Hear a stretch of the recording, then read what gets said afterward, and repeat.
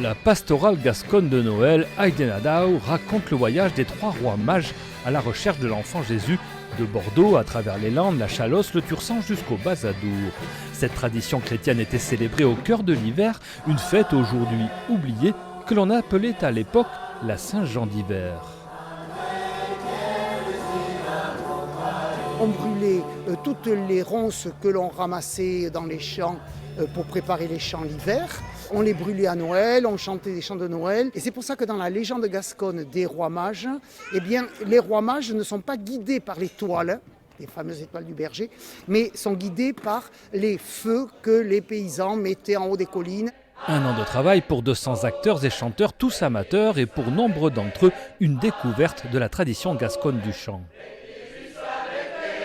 J'ai eu des chanteurs en langue gasconne, de chants traditionnels peu, en chorale classique, en gascon, oui. Et ensuite, je suis aussi allée travailler avec des gens de chorale du style musique du monde, voilà, et pour la plupart qui n'avaient jamais dit un mot de gascon. Écarteurs et échassiers ont emballé le public. C'était un très joli spectacle avec beaucoup de créations et je veux dire, beaucoup de danse et de chant. Vraiment, le gascon, c'est quand même un peu en perte de vitesse. Mais là, il semble qu'il y a un regain. C'est magnifique.